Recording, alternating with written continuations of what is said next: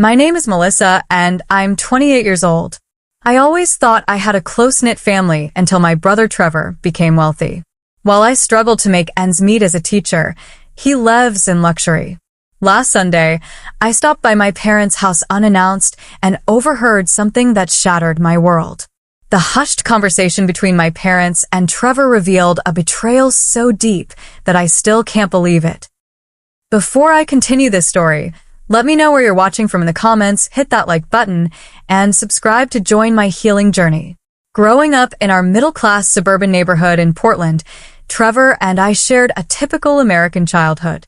Our house wasn't fancy, but it was comfortable with its 4 bedrooms, fenced backyard, and the maple tree where Dad built us a treehouse. Trevor, for years older than me, was my built-in best friend despite our age difference. We shared a bedroom until I turned 10, when Mom finally converted the home office into my own space. Those early years created a bond one thought would last forever. Our parents, Eleanor and Richard, worked incredibly hard. Dad managed a local bank branch, putting in long hours especially at month-end. Mom taught piano lessons from our living room to neighborhood kids after her part-time administrative job. They weren't wealthy, but they made sure we never went without necessities. Their biggest emphasis was always education. Education is the one thing nobody can take from you, Dad would remind us constantly at dinner. From early on, Trevor showed academic brilliance. He brought home perfect report cards, won the spelling bee 3 years running, and was always selected for gifted programs. I still remember the glow of pride on Mom's face when his science project won first place at the state fair. Dad would boast about Trevor's accomplishments to anyone who would listen at neighborhood barbecues. I was different. While I maintained decent grades, my talents lay elsewhere. I could draw portraits that captured personalities, write stories that made my English teachers cry, and connect with people in ways Trevor couldn't. I was the one neighbors called when they needed someone to talk to their troubled teen or help with community theater productions. But somehow, these skills never earned the same approving nods from my parents. "Melissa, why can't you focus more on math like your brother?" Mom would ask when I brought home B's instead of A's. "Those art classes are fine for fun, but they won't get you into a good college," Dad would comment when I showed excitement about my electives. I tried harder in academic subjects, joining debate club and taking AP classes, hoping to see that same parental pride directed my way. When Trevor graduated high school as valedictorian, our living room wall became a shrine to his achievement. His acceptance to Cornell University with a partial scholarship was celebrated with a party that included extended family flying in from 3 states.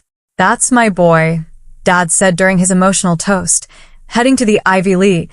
2 years later, my acceptance to Oregon State to study education received a family dinner at Olive Garden. "It's practical," Mom said, in what I suppose was meant as a compliment. "Teaching is a stable profession," Dad added.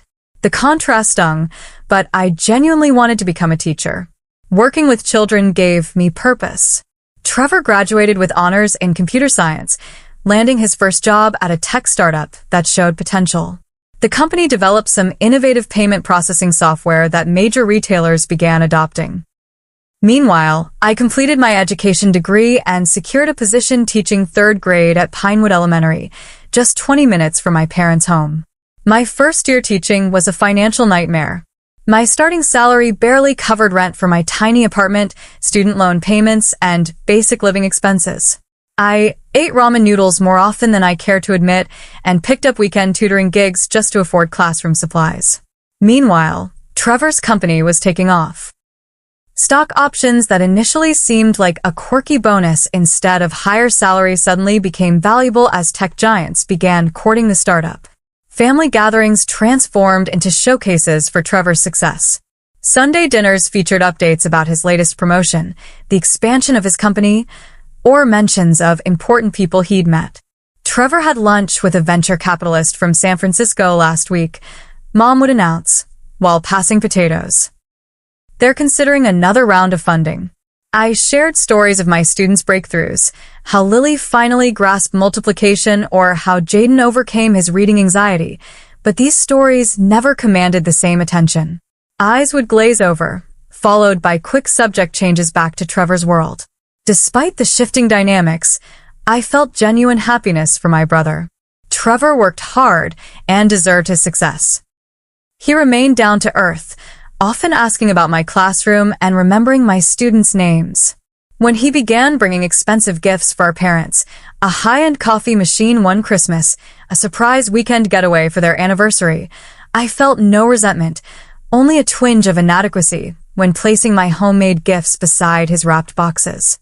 "You shouldn't have, Trevor," Mom would exclaim while unwrapping his presents, her eyes shining with appreciation. My hand-knitted scarves and framed classroom photos received polite thanks, but never the same enthusiasm. I told myself it was natural for parents to be impressed by expensive gifts, trying to ignore the growing knot in my stomach each time. The first truly uncomfortable moment came during a Labor Day barbecue 5 years after we'd both graduated. Uncle Frank asked about our career trajectories, and Dad immediately launched into a detailed account of Trevor's rise through his company. "He'll be Chief Technology Officer before he's 35, Dad predicted proudly. When Uncle Frank turned to ask about my teaching, Mom quickly interjected, "Melissa's doing fine, but let me tell you about Trevor's new condo downtown." That night, driving home, I finally admitted to myself that something had fundamentally shifted in our family. Money had created an imbalance that was becoming increasingly difficult to ignore. Over the next 5 years, the financial gap between Trevor and me widened into a chasm. His startup was acquired by a tech giant for millions, making my brother wealthy almost overnight. At 32, Trevor moved into a downtown luxury apartment with floor-to-ceiling windows overlooking the city's skyline. His furniture came from designer showrooms, and his kitchen featured appliances I'd only seen in magazines. The black Tesla parked in his reserved spot cost more than I would make in 4 years of teaching. Meanwhile, I shared a modest 2-bedroom apartment with my college friend Jasmine in a decent but unremarkable neighborhood. My 7-year-old Honda had reliable air conditioning and decent gas mileage, its best features. My furniture was a mix of IKEA, thrift store finds, and hand-me-downs from relatives upgrading their homes. My student loans hung over me like a dark cloud. I owed $70,000 and made payments of $500 monthly, which meant nearly a quarter of my take-home pay went straight to loans. I'd been told my parents had saved for both our educations, but somehow those funds had never materialized for me. When I'd asked about it during my freshman year, Dad vaguely mentioned market downturns and changed the subject. Despite financial struggles, I loved teaching. Watching a child's face light up with understanding made the financial sacrifices worthwhile. My classroom became my haven, decorated with colorful educational posters purchased with my own money and student artwork that meant more to me than any expensive painting. Trevor occasionally offered financial help. "Let me pay off those student loans, Mel," he suggested during one visit to my apartment. "It would be nothing to me and everything to your monthly budget." His generosity was genuine, but I declined. Perhaps it was foolish pride, but I needed to stand on my own feet. "Thanks, but I'll manage," I told him. "I made these choices, and I'll handle the consequences." What hurt more than my financial situation was watching my parents' lifestyle improve through Trevor's generosity. They began taking luxury cruises to Alaska and the Mediterranean. Dad retired 2 years earlier than planned because Trevor wanted to give back to them for all their sacrifices. Mom got the kitchen renovation she talked about for 20 years. "You should join us in Greece next summer," Mom said during one Sunday call. Trevor's renting a villa for 2 weeks. The invitation was technically open, but we all knew my teaching schedule and bank account made it impossible. I couldn't afford the airfare, let alone take unpaid time off during the school year. These exclusions from family experiences accumulated like small paper cuts to my heart. Trevor's personal life flourished alongside his career. He met Sophia at a charity gala. She was a marketing executive for a cosmetics company, elegant and accomplished. Their Instagram posts showed them at exclusive restaurants, attending gallery openings, and taking spontaneous weekend trips to wine country. They made a stunning couple, both attractive and successful. My parents were immediately enchanted with Sophia. "She's so accomplished, Mom gushed after their first meeting. And from such a good family. Her father is a surgeon, you know. The unspoken comparison to my boyfriend, Ryan, hung in the air. Ryan taught physical education at my school, kind, funny, and as financially stretched as I was. When I'd introduced him to my parents, their reception had been polite but lukewarm. "He seems nice," was all Mom offered afterward. The engagement announcement came during a family dinner at Trevor's apartment. Sophia's 5-carat diamond ring caught the light as she extended her hand to show everyone. "We're thinking about a destination wedding," she announced excitedly. "Maybe Santorini or the Amalfi Coast." Mom immediately jumped in. "We'd love to help with the planning. I've always dreamed of helping plan a beautiful wedding." Her enthusiasm stabbed at me. When I'd mentioned Ryan and I were getting serious, she had simply nodded and changed the subject. A month later, Trevor called with news that made my parents ecstatic. "I just closed on a house," he announced. 5 bedrooms, pool, home theater room. Plenty of space for when we start a family. The $3 million purchase received days of excited discussion and prompted a special celebration dinner. That same week, I'd received a Teacher of the Year nomination at my school. When I mentioned it at the house celebration dinner, Dad said, "That's nice, honey," before immediately turning back to Trevor to discuss property values in his new neighborhood. The contrast in reactions became impossible to ignore. After everyone else had left, I finally found the courage to address the elephant in the room. "Do you realize you've spent the entire evening discussing Trevor's house while completely ignoring my achievement?" I asked my parents as we cleaned up dessert plates. "Oh, Melissa, don't be so sensitive," Mom dismissed with a wave. "A house purchase is a big deal. And Teacher of the Year isn't." My voice cracked slightly. Dad sighed, placing dishes in the sink. "Nobody's saying that, but let's be realistic. Trevor's accomplishing things on a different scale. It's not favoritism, it's just acknowledging reality. The reality that you value his achievements more than mine." The words tumbled out before I could stop them. Mom's expression hardened. "I think you're just jealous of your brother's success. We raised you better than that." I left their house that night with tears streaming down my face, the first major crack in our family facade exposed for all to see. Trevor and Sophia's engagement party was held at the Kingsley, Portland's most exclusive venue. Crystal chandeliers hung from vaulted ceilings, champagne flowed freely, and servers circulated with trays of appetizers I couldn't pronounce. The guest list included tech executives, local celebrities, and politicians. I wore my best dress, a navy blue cocktail number purchased on sale last season, and still felt hopelessly underdressed among designer gowns and custom suits. I lingered near the chocolate fountain, feeling like an imposter in this world of wealth and privilege, when Trevor approached. "There's my favorite sister," he said with the warm smile that hadn't changed since childhood. "I'm your only sister," I reminded him, our old joke still comfortable between us. "Mel, Sophia, and I have been talking. We both want you to be the maid of honor." His sincerity touched me. Despite our diverging lives, he still wanted me in this central role. "Really? Are you sure Sophia doesn't have a sister or best friend she'd prefer?" I asked, surprised by the offer. "She has 3 bridesmaids from her side, but she agrees you should have this spot. You're my best friend, Mel. Always have been." Warmth spread through my chest, temporarily displacing my discomfort. "Then I'd be honored," I said, meaning it completely. Whatever complications existed in our family, Trevor was still my brother, and I loved him. My enthusiasm dimmed considerably 2 weeks later during the first wedding planning meeting. Sophia had reserved a private dining room at Luciana's, where the menu had no prices listed, never a good sign for my budget. My parents arrived in Mom's new Lexus, a birthday gift from Trevor. Sophia's parents, Dr. and Mrs. Peterson, exuded confidence and old money elegance. "We're thinking around 200 guests," Sophia began, opening a leather portfolio with wedding magazine cutouts and color swatches. "The Santorini venue can accommodate that number, and we've tentatively reserved the entire Elysium Resort for 3 nights. I nearly choked on my sparkling water. "The entire resort? We want everyone to stay together," Trevor explained. It creates a better experience. Sophia's mother nodded approvingly.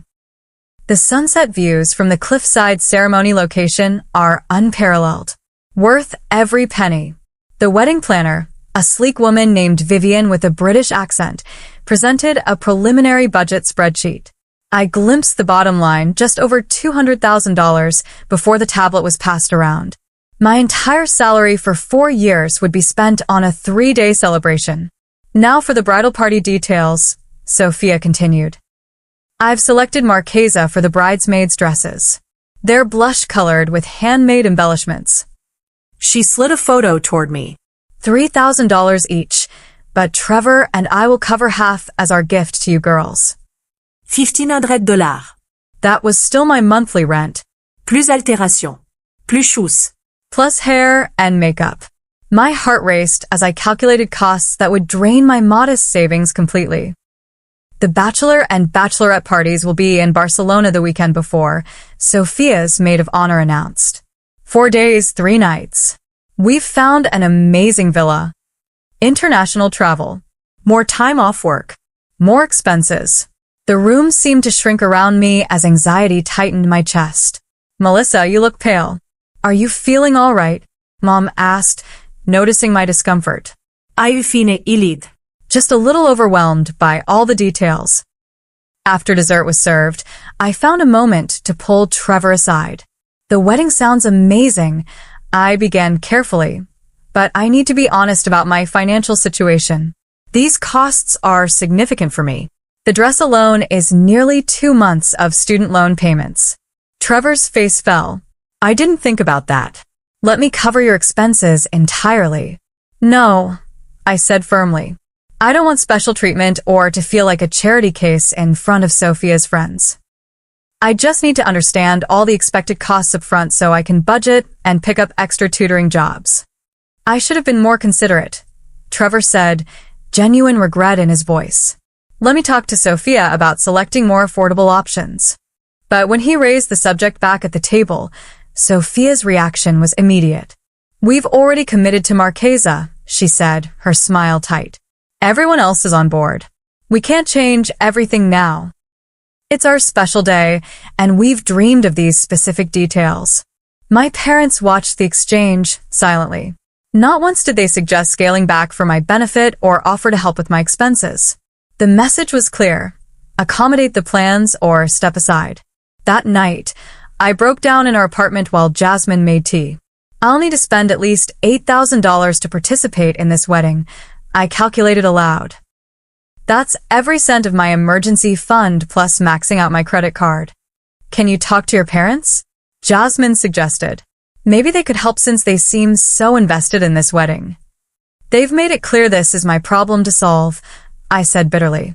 Besides, they're contributing to the rehearsal dinner that probably costs more than my annual salary. Despite my reservations, I committed to finding a way. I picked up tutoring jobs on weekends and evenings. I signed up to teach summer school instead of taking a much-needed break. I canceled my dental cleaning and put off repairing my car's dented fender. Every extra dollar went into my wedding fund envelope. The expenses kept mounting. Sophia's bridal shower required a $500 contribution from bridesmaids. The bachelorette party deposit was due, $1,200 for accommodations alone. I depleted my modest savings account to purchase the non-refundable plane ticket to Greece, trying not to think about how long it had taken to accumulate that cushion of financial security. 6 months into planning, I met with the travel agent handling group bookings for wedding guests. The room block at the resort is $350 per night, minimum 3-night stay, she informed me cheerfully. Plus, there's the welcome dinner, excursion day, and farewell brunch to consider in your budget. Walking to my car afterward, I called Ryan in tears. I can't do this. It's financially ruining me. Maybe it's time to be honest with everyone, he suggested gently. There's no shame in having budget limitations. But there was shame, at least in my family. Money had become the measure of worth, and my inability to keep up only highlighted my perceived inadequacy. Still, Ryan was right. I needed to have an honest conversation with my family before this wedding bankrupted me completely. The following Sunday, I drove to my parents' suburban home to drop off my completed RSVP cards for the wedding welcome dinner and farewell brunch. Mom had texted asking me to return them ASAP since they were already late, though the deadline was still a week away. I figured I could drop them off quickly and avoid a lengthy visit since tensions had been high since our last conversation about wedding expenses. Their house looked immaculate as always, with Mom's carefully tended flower beds in full bloom. I used my key to let myself in when nobody answered the doorbell, assuming they might be in the backyard. "Hello, Mom?" Dad. I called out, placing my purse on the entryway table. Faint voices came from my father's study down the hall, the formal room with leather-bound books and his prized golf memorabilia where serious family discussions typically occurred. I walked toward the partially open door, about to announce my presence when I heard my name mentioned. "Melissa's been hinting about the wedding expenses again," my father's distinctive voice said, sounding annoyed. "Trevor, I know you're concerned, but you need to stand firm on this." I froze in the hallway, my hand raised to knock on the door frame. "I just worry it's putting real financial strain on her," Trevor responded, his voice carrying notes of genuine concern. "Teaching doesn't pay much, and I know she's still dealing with student loans. Maybe we could rethink some of the expectations for the bridal party." "Don't worry about your sister," Dad replied dismissively. "This is your wedding. You and Sophia deserve exactly what you want without compromise." "We'll make her pay for everything," Mom added, her tone matter of fact. "It's good for her character. Melissa needs to learn financial responsibility." The casual cruelty in her voice made my stomach lurch. These were my parents, the people who were supposed to love us equally and protect us both. "I could easily cover her expenses," Trevor suggested. "It wouldn't affect our budget at all, and it would take pressure off her." "Absolutely not," Dad's voice turned stern. "That would be enabling her poor life choices. She chose a career in teaching knowing the financial limitations. Actions have consequences." "But you helped me so much when I was starting out," Trevor countered. "My first apartment deposit helping with my student loans. That was an investment in your future," Mom explained as if it were obvious. "We knew you'd be successful in your field. It made financial sense." "What about Melissa's college fund?" Trevor asked. "I thought you had money set aside for both of us." My heart pounded so loudly, I worried they might hear it from inside the study. I'd asked about this fund multiple times during college. Dad cleared his throat uncomfortably. "We redirected those funds toward your graduate school applications and your first investment opportunity. It was the sensible choice at the time." "Wait," Trevor sounded genuinely shocked. "So the money you told Melissa went to market downturns actually went to me? Does she know this? What purpose would telling her serve?" Mom asked coldly. "She believes we helped with her education as much as we could. That narrative works better for everyone." "We've set aside $50,000 for your wedding," Dad continued, changing the subject. "We want it to be perfect. The Petersons are contributing significantly, and we need to match their generosity." I stood frozen, tears streaming silently down my face. $50,000 for Trevor's wedding, while I struggled under the weight of student loans they'd promised to help with. The revelation that they deliberately lied about my college fund hit like a physical blow. "I don't feel right about this," Trevor said, but his protest sounded weak, conflicted. "Trust us," Mom said soothingly. "Melissa will manage. She always does.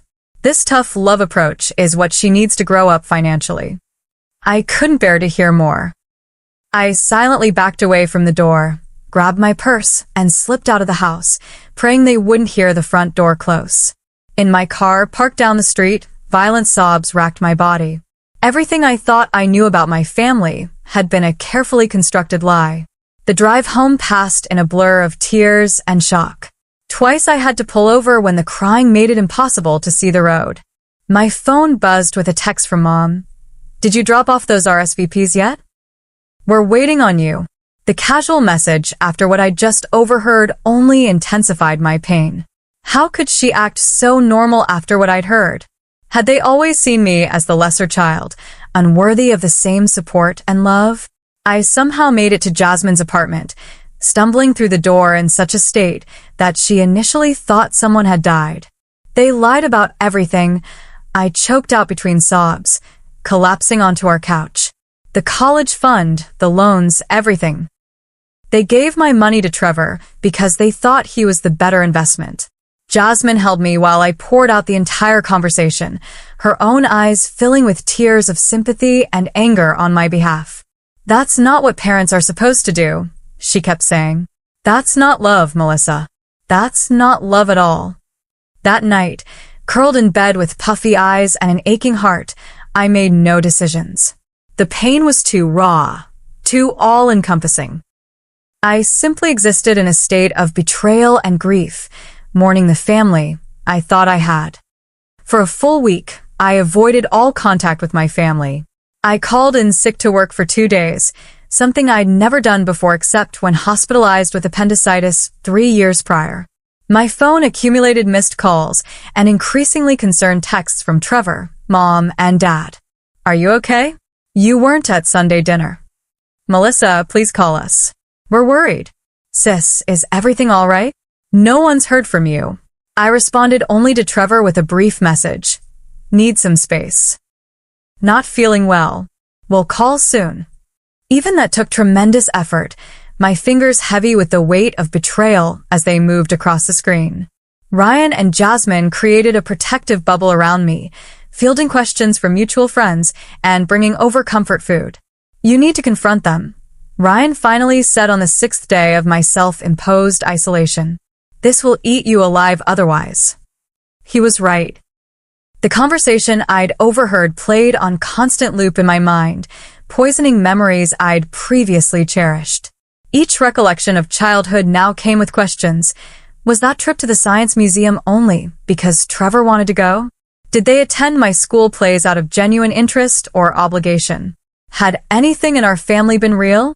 On the 8th day, I texted all 3 of them. "Family dinner tomorrow night at 7. My treat. Need to discuss something important." I selected a moderately priced restaurant, not so expensive that it would strain my budget further, but nice enough that a public setting might prevent the conversation from devolving into a screaming match. They arrived together, having apparently carpooled from my parents' house. The hostess led us to a corner booth where I'd already been waiting for 20 minutes, nursing a glass of wine and rehearsing what I needed to say. "Melissa, honey, we've been so worried," Mom started, reaching for my hand across the table. I pulled back instinctively. "Are you ill? You look like you've lost weight." "I'm not sick," I said flatly. "At least not physically." Dad frowned.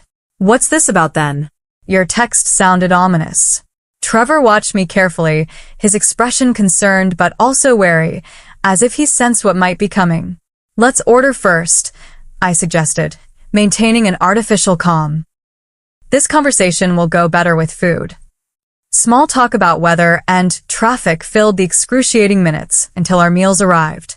Mom chatted about wedding details, seemingly oblivious to the tension radiating from me. The florist in Santorini sent the most beautiful sample arrangements, and the welcome bags for guests are coming together nicely. Once the server had delivered our entrees and left, I set down my fork and looked directly at my parents. "Last Sunday, I came by the house to drop off those RSVP cards." "We never got them," Mom interrupted, frowning. "That's because I overheard a conversation that made me leave without delivering them." My voice remained steady despite my racing heart. "I heard everything you said in Dad's study. Everything about making me pay for the wedding expenses. Everything about redirecting my college fund to Trevor. Everything about considering him the better investment." The color drained from my mother's face. My father froze with his fork midway to his mouth. Trevor closed his eyes briefly, a pained expression crossing his features. "You misunderstood," Dad finally said, setting down his utensils. "Context is important in these discussions." "What context justifies lying to me about my college fund?" I challenged, keeping my voice low but intense. "What context makes it okay to set aside $50,000 for Trevor's wedding while watching me drain my savings and work extra jobs to afford being in it?" We never promised to pay for your expenses, Mom said defensively. Adults handle their own financial obligations. I'm not talking about the wedding expenses, I clarified, feeling heat rise in my face. I'm talking about the systematic favoritism that's defined our family for years. I heard Dad explicitly say you redirected my college fund to Trevor's graduate school and investments. Financial decisions aren't about favoritism, Dad insisted, his businessman persona taking over. They're about return on investment. Trevor's career path simply offered better financial outcomes. The clinical assessment of our worth as children hit like a slap. So, I was the bad investment? The child not worth supporting? That's not what we meant, Mom backpedaled, looking around nervously as if worried about being overheard. We love you both equally. We just had limited resources and had to make practical choices. Limited resources? I repeated incredulously. You just committed $50,000 to a wedding. That would have covered most of my student loans, the ones you promised to help with but never did. Trevor finally spoke, his voice quiet but firm. They did promise to help you, Melissa. I remember those conversations too. Mom shot him a warning look that didn't go unnoticed. You told me the market crashed and my college fund was gone. I continued, addressing my parents directly. That was a lie. You made a conscious choice to invest in Trevor instead of me because you decided his future mattered more. We were trying to teach you independence, Dad explained, his tone suggesting I should be grateful. Trevor's situation was different. How? I demanded. Because he chose a lucrative field? Because he fit your definition of success? Partly yes, Dad admitted, his honesty finally breaking through. We saw potential for significant achievement in Trevor's path. Teaching is noble, but it doesn't offer the same opportunities. Opportunities for what? Making you proud? Giving you bragging rights at country club dinners? My voice cracked with emotion. Do you have any idea how it feels to know your parents redirected your education money to your brother because they thought you weren't worth the investment? That's a very dramatic interpretation, Mom said dismissively. You're being overly emotional about practical decisions made years ago. I've sacrificed everything to be part of this wedding, I continued, ignoring her dismissal. I've picked up extra jobs, canceled vacations, put off car repairs. I've spent my emergency fund on plane tickets to Greece. And all while you're secretly setting aside $50,000 for the event itself, not once considering that your daughter is drowning financially. If you can't afford the wedding, you should have said something sooner, Dad said coldly. Nobody forced you to participate. His callousness broke something inside me. Do you even hear yourself? Do you understand what you're saying to your daughter right now? That I should exclude myself from my only brother's wedding because I can't afford the luxury version you're all planning. Trevor reached across the table toward me. Mel, I had no idea it was this bad. I swear I'll cover all your expenses from now on. This isn't about money anymore, Trevor, I said, tears finally spilling over. It's about learning that our parents have systematically favored you my entire life. That they've lied to me repeatedly. That they see me as less valuable because I chose to teach children instead of chase wealth. That's not true, Mom protested weakly. We're proud of you too. When? I challenged. When have you ever shown the same pride in my achievements as Trevor's? When have you ever celebrated my successes the way you celebrate his? Their silence was damning. I can't do this anymore, I finally said, dropping my napkin on my barely touched meal. I can't pretend we're a happy, normal family when I now know the truth. I won't be attending the wedding. I can't stand up there pretending to celebrate while knowing what I know now. Melissa, you're being ridiculous, Mom hissed. Think about how this will look to everyone. That's your concern? Appearances? I laughed bitterly. Not the fact that your daughter just told you she's been deeply hurt by your actions? I stood up, legs shaking. I've already paid for dinner. Enjoy the rest of your meal and your perfect wedding. I need some time away from this family to figure out what, if anything, can be salvaged. Trevor half rose. Mel, please don't go like this. We should talk more. Not tonight, I said firmly. I've said what I needed to say. The ball is in your courts now. I walked out of the restaurant with as much dignity as I could muster, ignoring my mother's calls to come back and my father's stern voice, saying I was overreacting. In my car, I blocked their numbers temporarily, needing space from the inevitable barrage of texts and calls that would follow. The confrontation had gone both better and worse than expected. I'd said my piece without completely falling apart, but their responses had only confirmed my worst fears. The family I thought I had existed only in my imagination. The following weeks were some of the most difficult and yet transformative of my life. With their numbers blocked, my family couldn't reach me directly, though Trevor did send an email with the subject line, "Please read when you're ready," that remained unopened in my inbox for days. Jasmine became my rock, listening to my processing night after night as I cycled through anger, grief, and confusion. "I keep trying to understand how parents could do this," I told her during one late-night conversation. "Did they ever love me the same way they loved him?"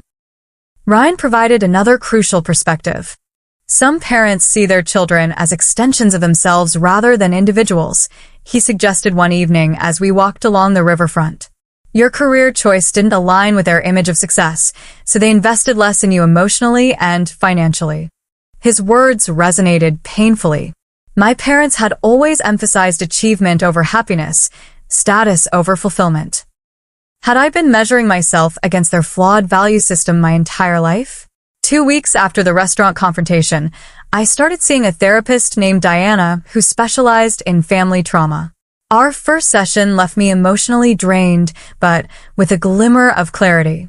"What you're describing sounds like golden child syndrome," Diana explained. "It's common in families where parents create a dynamic of favoritism, often unconsciously. The golden child receives praise, support, and resources, while siblings receive conditional love based on meeting certain expectations." But why? I asked, dabbing at tears. "Why would parents do that to their own children?" "Often it's a reflection of their own insecurities and values," she said gently. "Parents who measure success in terms of status and financial achievement will naturally favor the child who validates those values. It rarely has anything to do with loving one child more than another, though it certainly feels that way to the unfavored child." Over several sessions, Diana helped me identify patterns that had existed since childhood, the different standards applied to Trevor and me, the conditional nature of my parents' approval, the ways I'd internalized their values despite choosing a different path.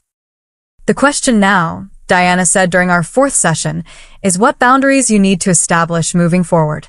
Healing doesn't require reconciliation on their terms." That same week, I reconnected with my childhood friend Amanda, who had witnessed our family dynamics firsthand for years. Over coffee in her sun-drenched kitchen, I hesitantly shared what I discovered. "Honestly, Mel, I'm not surprised," Amanda said, reaching for my hand across her table. "I saw it even when we were kids. Remember your 10th grade art show? Your watercolor won first place, and your parents barely acknowledged it because Trevor had a science competition the same weekend." You noticed that? I asked, surprised that others had seen what I'd tried so hard to ignore. "Everyone noticed," she confirmed gently. "Our moms were in the same book club, and I overheard mine telling my dad once that your parents played favorites pretty blatantly." She felt bad for you. This external validation was both painful and oddly healing. I wasn't crazy. I hadn't imagined the unequal treatment. Others had seen it too.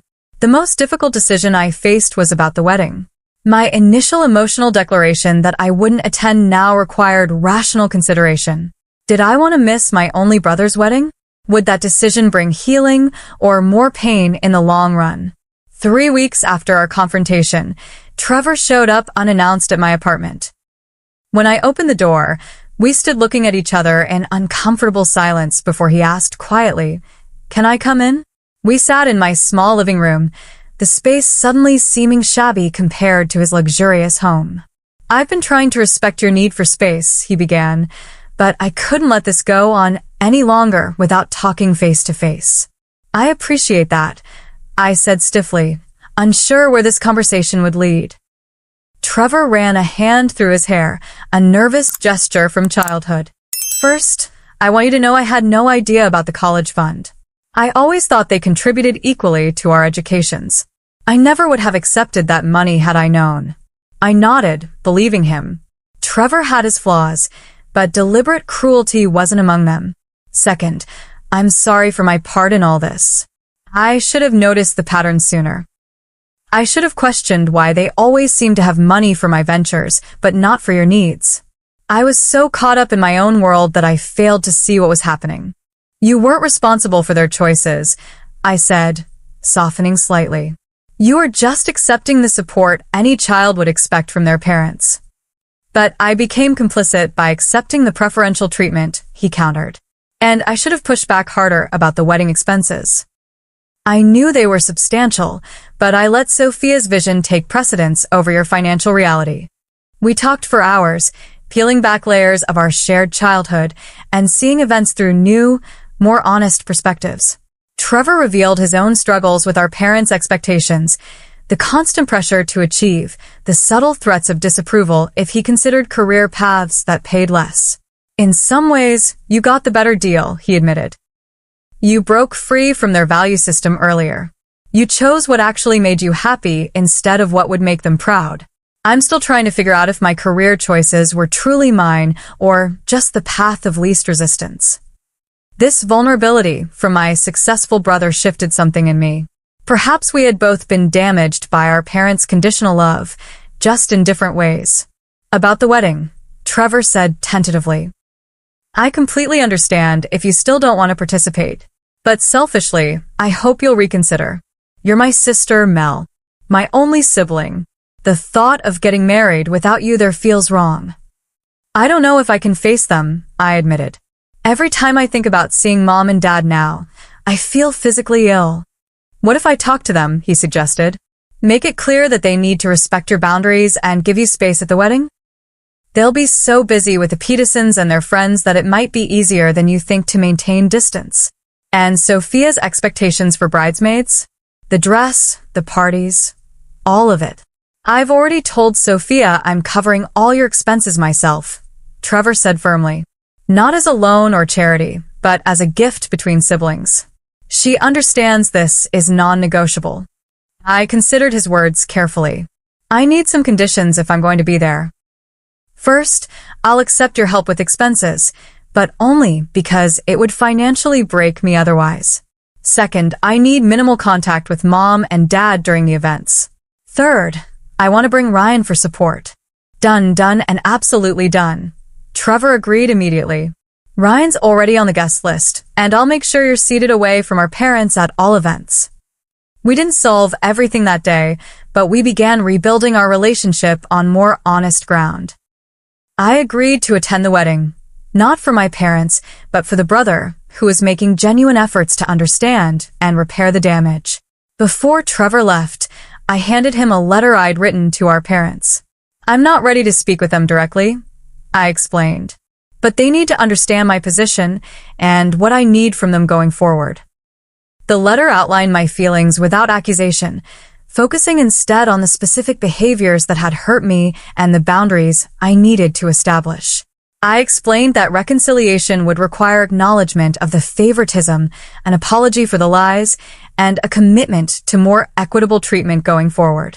I'll make sure they read every word, Trevor promised, tucking the envelope carefully into his jacket. As expected, my parents responded defensively at first. Mom called the letter dramatic and one-sided, according to Trevor. Dad maintained that financial decisions weren't about favoritism, but practicality. But as the wedding approached and it became clear I was serious about maintaining distance, small shifts began to occur. Mom sent a brief text. We miss you at Sunday dinners. We should talk when you're ready. Dad left a voicemail. Perhaps there are things we could have handled differently. Let's discuss after the wedding. These weren't the heartfelt apologies I deserved, but they were tiny acknowledgments that something had broken and needed repair. It was a start, however small. 6 months after discovering the painful truth about my family, I found myself on a plane to Santorini with Ryan beside me, holding my hand during takeoff. Trevor had kept his word, covering all expenses related to the wedding, including our flights and accommodations. The bridesmaid dress hung in a garment bag overhead, altered to fit perfectly. Despite my initial reluctance, I had committed to being present for my brother's important day. Greece was as breathtaking as everyone had claimed: whitewashed buildings against the deep blue sea, sunsets that painted the sky in impossible colors, and food that made every meal a celebration.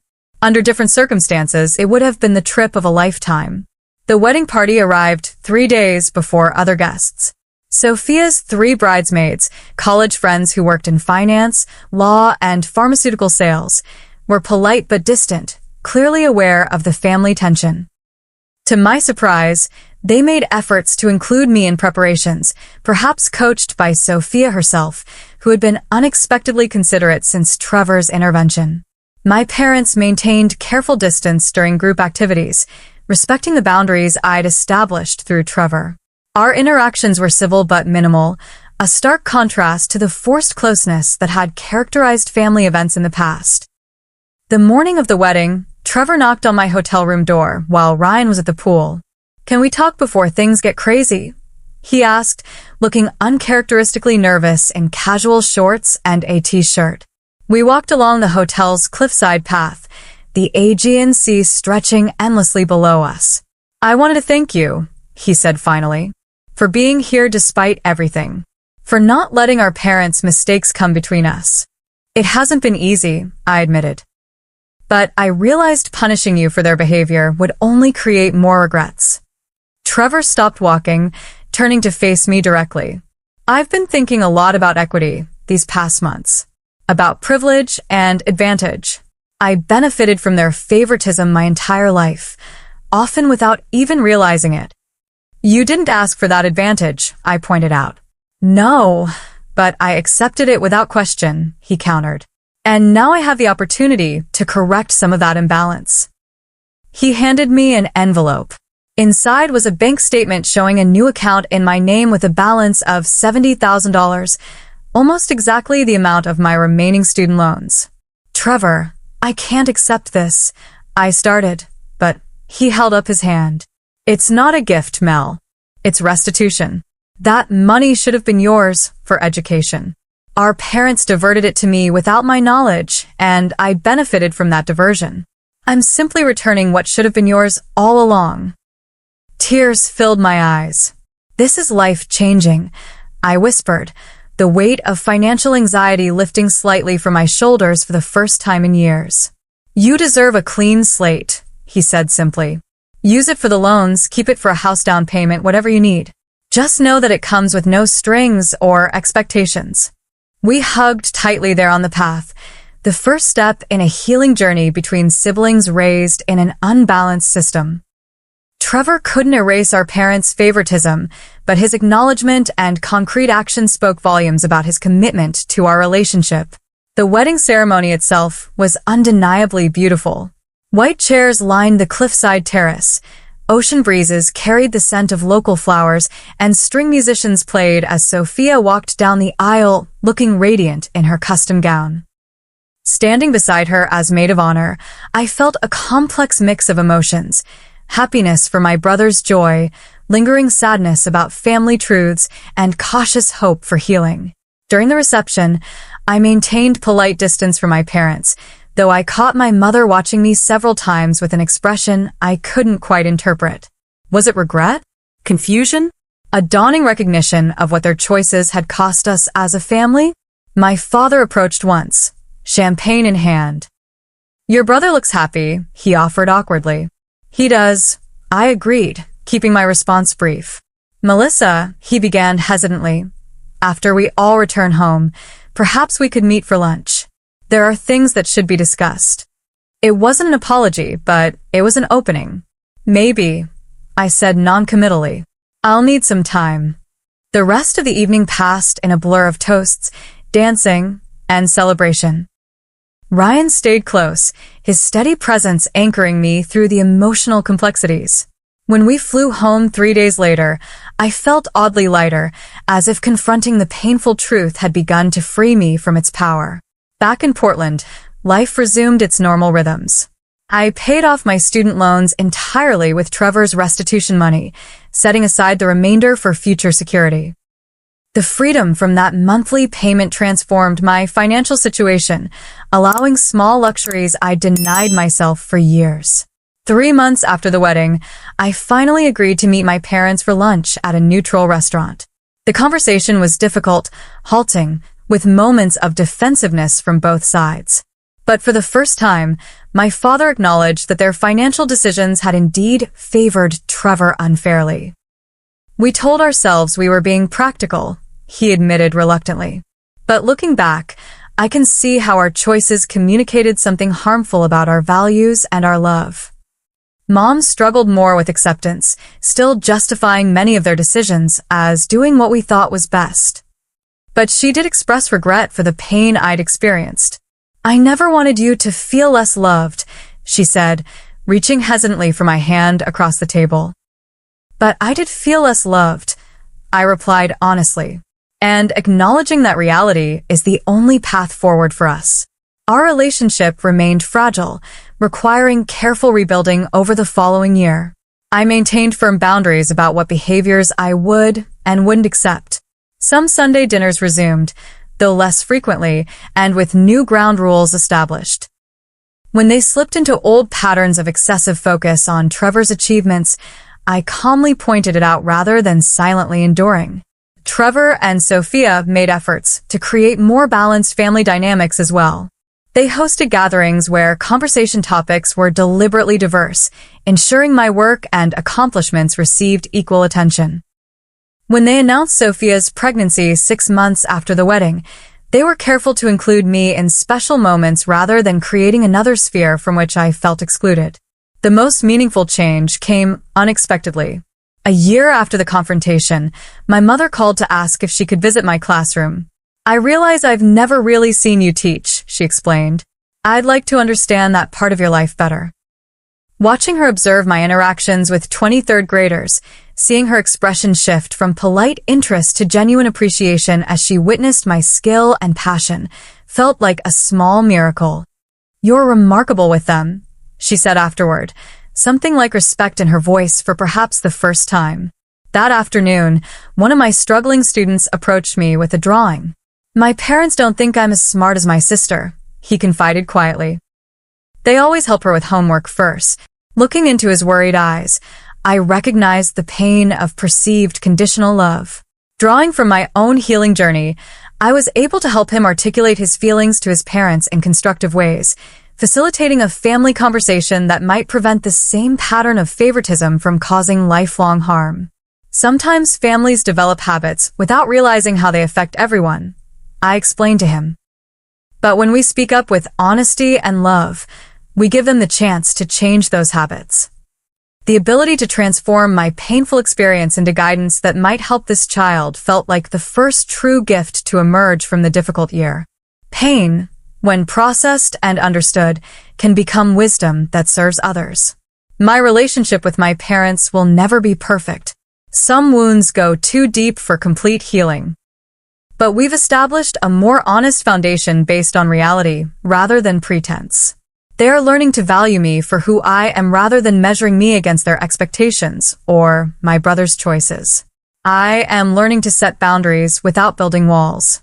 Most importantly, I no longer measure my worth by their approval. The painful revelations force me to develop a stronger sense of self-validation, to recognize my value independent of external metrics like income or status.